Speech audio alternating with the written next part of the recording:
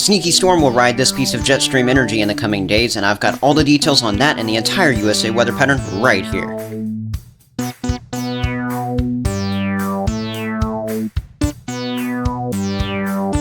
One Nation weather.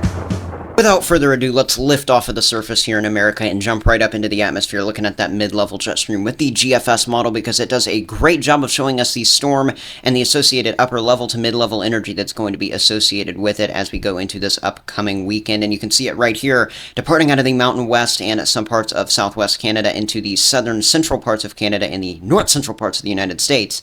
As we start this weekend, this is Saturday, October 5th, around 2 p.m. You can see those oranges and reds making their way out of Montana into the Dakotas and Minnesota. This is what you call a trough, and the simple definition of that is just a dig in the jet stream. On the leading edge of troughs, that's where you tend to get some active weather, and then behind them, you tend to cool down and see a little bit more in the way of some breezier conditions move in. And in this case, that's exactly what we're going to see move in across the upper Midwest, Great Lakes, a lot of some parts of the eastern U.S. by the time we get into the early part of next week. You notice this jet stream dip, that trough, the leading flank going offshore there in the New England states, and on the tail end you can see some of that stronger energy working its way through Minnesota, Wisconsin, and Michigan. That flow is really going to be the driving factor as we go as late as midweek next week in bringing some of that cooler air as far south as the Carolinas and the southeastern U.S. You can see it moving a little bit further south just there at the end of the frame. Before I show you what that jet stream energy means for you right here at the surface in terms of precipitation and the cool down, make sure you're checking out the Weather Bell trial. There is a link below in the description. You can access the same weather model maps that I use in my videos by clicking that link. Also down below for free, below this video, you can hit that subscribe button, and I would love it if you did, and you help me get towards my next goal of 6,000 subscribers, eventually to 7K, 8K, and from there. If you want consistent, accurate, and educational updates delivered right to you in the future, make sure you're subscribing and turning on notifications. Here we go though, playing out the future radar version of what I just showed you, the European model, really in line with the GFS, so I'm using it because it has a little bit of higher resolution here. Going into our Saturday around 5 a.m., not much going on. A little bit of shower coverage in the Gulf of Mexico, some shower coverage up there in Maine and the New England states, a little bit of showery and breezy conditions going on up there in parts of Montana, but 98% of the country really not seeing a drop of precipitation, but that's going to change. We're going to see at least, maybe 2 to 3% start to get some rain by the time we get to our Saturday afternoon and evening. Up there, moving out of central Minnesota into the eastern parts of the state, as well as into western and central Wisconsin, it looks like we're going to be seeing a low pressure system strengthening up in southern Canada, and the southern part of that cold front is really going to help in firing up some showers and storms. This could last into the evening hours, as you see here, this model indicating that by around 10, 11 p.m., we'll still have some activity moving through. Overall, the severe potential with this is pretty low, but we'll definitely have the potential for some briefly gusty winds and some small hail, especially as these storms move right on through. By the time we go to our late Sunday, heading into our early Monday, this front is already over here in the eastern Great Lakes region, moving through the Ohio Valley and into at least the northern and central parts of the Appalachian Mountains, New York State, into Vermont, western parts of Massachusetts, and then back as far to the southwest as Kentucky, looking at a threat of storms Sunday late into the afternoon and evening, and then going into our early Monday hours.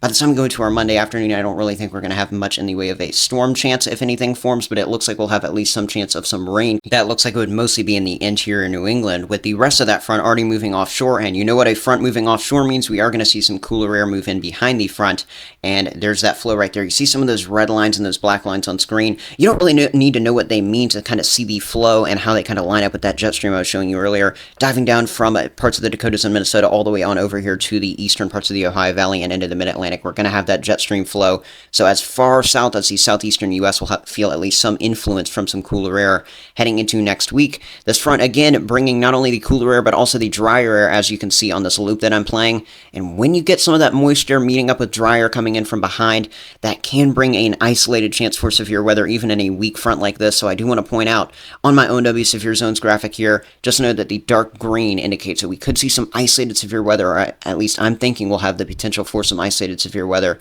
This looks like it will include parts of eastern Minnesota, northeastern Iowa, through a lot of Wisconsin, and into the western parts of the upper peninsula of Michigan Saturday, and that does include Saturday night. And then going into our Sunday and Sunday night, at least the best chance for some form of isolated gusty winds and some small to medium-sized hail that's going to exist from northeast Kentucky up there to around New York State before dying off. And really, again, I think all severe threats die off with this front Monday, even if some rain continues in the northeast. One last discussion before I discuss the temperature side of this front. I want to break down some of the wind gusts that we could see using the European model. First of all, going Friday into the evening hours, we'll definitely have some gustier winds on the southern end of this storm that's going to be in southern Canada. Moving through the Mountain West, especially the mountains of Idaho and Montana, you'll feel some 30-plus mile-per-hour wind gusts there. But it's not until we get to around Saturday afternoon when we really start to feel the gusts, particularly moving into the north central plains, out of Montana into the Dakotas, Minnesota.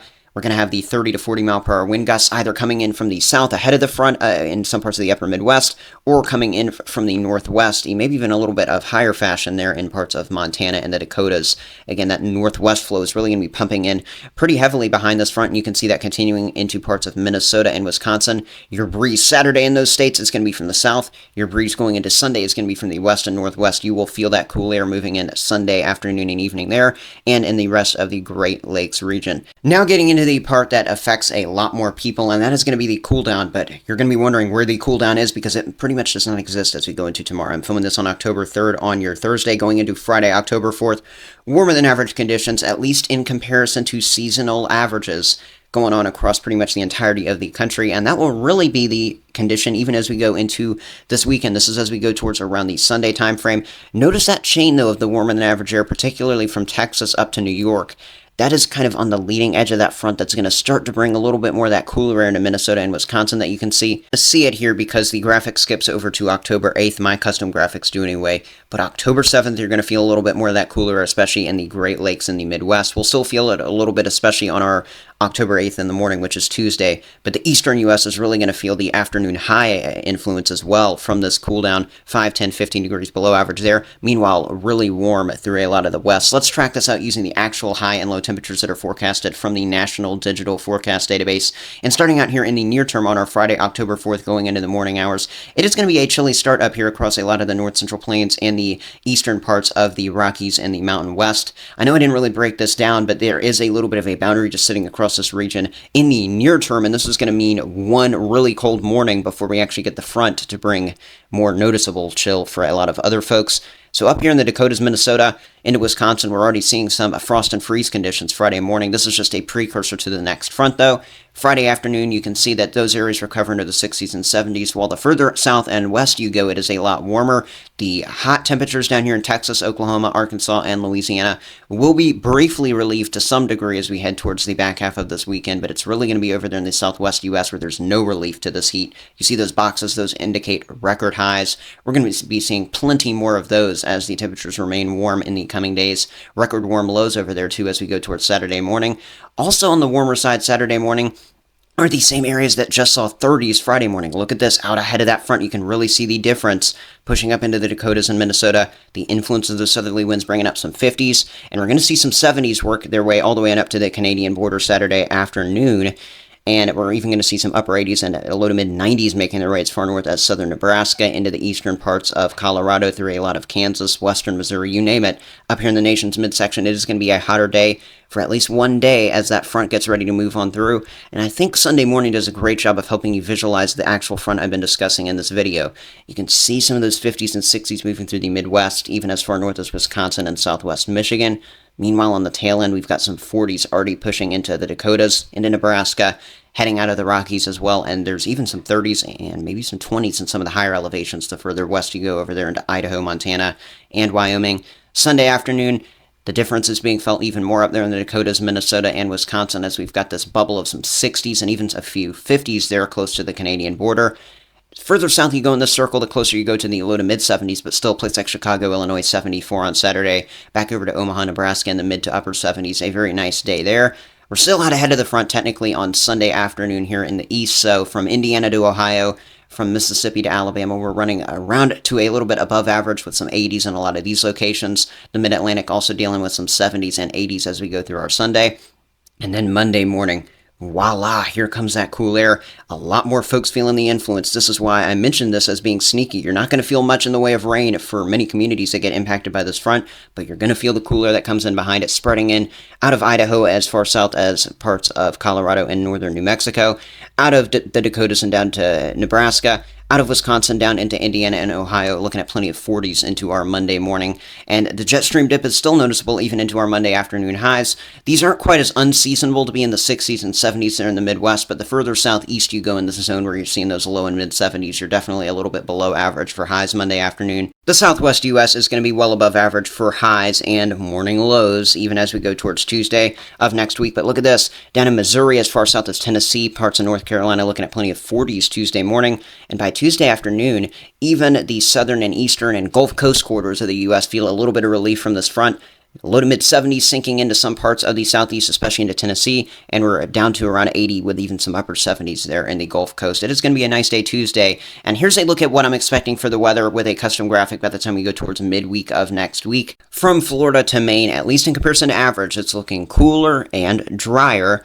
Behind that, we're going to have kind of a middle ground zone, if anything, trending a little warmer than average from Texas up to Wisconsin and Michigan. But the main theme here as we go through next week is going to be how dry it is going to be in comparison to average. A lot of these spots will not see a drop of rain next week, and it'll be pretty similar there in the Mountain West and the Southwest U.S., but overall, I'm just putting a very warm signature down in that area because of how hot it's going to be, again, at least in comparison to seasonable averages. Now let's get into the final part of this video, which is the tropical weather update. I know after Helene, well, many people are reeling here in the southeastern United States, even in some parts of the Ohio Valley. Now taking a look at what is going on, you can see out there we have a couple of hurricanes we're watching with those National Hurricane Center cones in the central Atlantic, but those do not pose any threat to America. If anybody says that they could, they are just trying to clickbait you and get more views. I promise you nothing is coming out of those. Those are named Kirk and Leslie. Meanwhile, we do have a 30% chance of tropical development close to home there in the Gulf of Mexico, and I want to zoom in and use the GFS model to play out what could theoretically happen with this as we go through the next 7 days. The chances have been dropping for the storm to develop, but that doesn't mean that we're not going to at least have some rain and a low pressure system form at some point in the next few days here in the Gulf. Notice by the time we go into our October 5th and 6th, so heading through this weekend into the early part of next week as well, around the 7th, this is Monday, heavy rainfall overspreading a lot of the state of Florida, and I think the daily rainfall that comes out of this disorganized low pressure is going to be the main threat and the main problem for flooding from Jacksonville down to Miami, all those areas in between, as well as on the west coast over to the Space Coast too. Just watching that heavy rain threat next week, I don't really think anything significant will form. And even if we get a tropical depression or weak tropical storm, most of Florida can handle that kind of condition. It is just the flooding that I'm worried about. So make sure you're keeping an eye on the forecast in those communities there in Florida. And if you want to stay alert with all the forecasts in the future right here at One Nation Weather, make sure you are hitting that subscribe button down below. As I mentioned a little earlier in the video, I deliver consistent, accurate, and educational forecast updates. This is going to show you how to turn on notifications so you never miss one of my videos when they post. All you have to do here is make sure that you are not on none or personalized notifications once you've subscribed, because personalized notifications will just give you a random notification of one of my videos. It could be 5 days after I post it. All notifications will notify you when I post so that you can come back and watch as soon as possible. Also, if you're watching on a mobile device, make sure you're going into your phone settings and making sure that you're allowing YouTube to make sounds on your phone, or at least, put notifications while your phone is on silence. That is it for this video, though. I hope everybody stays blessed out there, and if you are recovering from Hurricane Helene, I continue to keep you in my thoughts and prayers.